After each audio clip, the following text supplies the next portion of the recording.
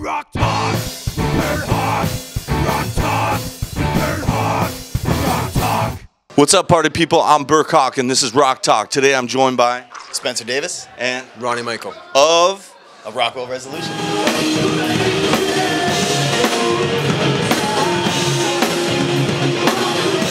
What is the Rockwell Resolution? I can't speak to that because the band was named far before I joined. I kind of jumped in. Are we with you? I'm just joking. Yeah, I'm pretty sure I wasn't there either. You weren't there.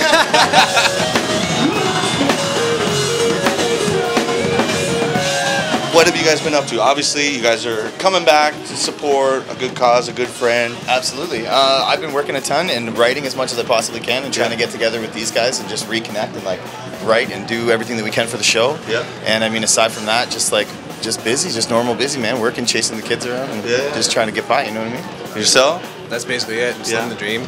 2 kids, just like this guy. So. Married life. Yeah, married Hustling. life. Yeah. Just trying to make it happen. So, how many Brampton bands have you guys been in? Wow. And name them. I was in Amaranth for a long time. I was in Rockwell Resolution. I was in the Folkestones. And I think that pretty much runs the gamut for me. I was just this. Oh no, I was in Gunner. No, I was in a band called Gunner out of Brampton as well for a while. So I think that's it. 4. Yeah. 4 for me. Yeah. Yourself? Just one. Just one. Yeah. Stay I'm pretty true. faithful. faithful. He is faithful. Yeah. To a fault, because he just died, right? And he's like, come on, it's gonna happen again. It has been 10 years for sure, but I feel like it took the break for the right reason, and I think that coming So you back, guys making a comeback? I don't know, man. There's talk about it, but I don't know if it's something that any of us are gonna be able to do. We all live really far away from each other now, and it's like, it's been super fun. I would definitely try it if everyone else was. Describe the music to the people at home. What is it? I like to think of it as driving, and there's a lot of kind of like melodic guitar leads, but it's not. There's metal parts, and there's kind of emo parts, and there's rock and roll parts, and it's just kind of a mashup, and that's what you get when you have 5 guys in a band, 3 of which are playing guitar.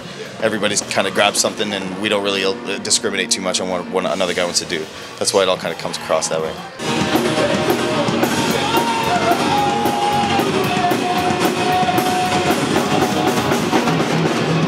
So being from Brampton, I threw this to Wheels earlier. Name some of the Brampton influences growing up. Bands. Amaranth? Yeah. Oh, you guys got a kiss. I think Flatliners, not in their music, but in just Not in Flatliners no. music. It was good music.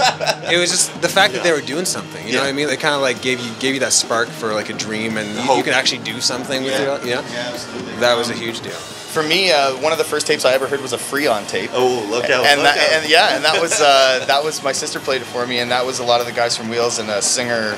His name escapes me at the moment. He was excellent. He was excellent. And that was one of the first tapes that I heard that made me go, wow, there's something happening in my town. I was really young. I was probably 12 or 13 or something.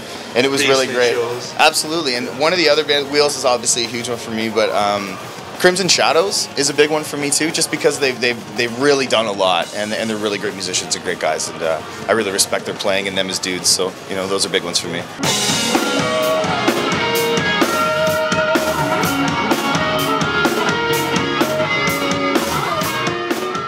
Find this music online at all? Is it available anywhere? I mean, we put the record out in 2007, and it's since been pirated by all those weird Asian But is it on Bandcamp, where you guys can control giving it away for free? We're just free in Russia, basically. Yeah. You can find it on YouTube by this guy named Duck Bagel. Shout out to Duck Bagel. Thanks, Duck man. Bagel. You kept it alive, dude. Whoever you are, you kept that alive and well. Shout out to Duck Bagel. Pretty much half of the people here tonight is because of Duck Bagel. So wherever you are, man, God bless your heart, dude. I use those YouTube videos to practice. Yeah. So, Yeah, me too. Yeah.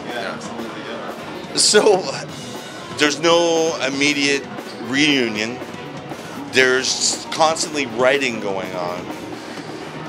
You guys tried your best to get out of the Brampton scene to get to the next scene. All of us did. Sure.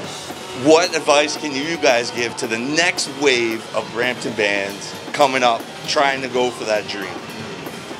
I think looking back in retrospect, it's been, and I guess 10 years, you get a lot of good advice, and I think I would go back and look at it as a business in some sense, and not where it kills your dream, but kind of do it in a way where if you want to make this your living, think about it entrepreneurially in some way, you know. Yeah, And I've been thinking about that, like doing a side cast from Berk to say to people like, hey, here's a little fucking tip for you. Yeah. Maybe you guys should incorporate your band. Yeah. Why? Yeah. Liability. Yeah. Like, you're not getting sued if someone gets hurt in the States.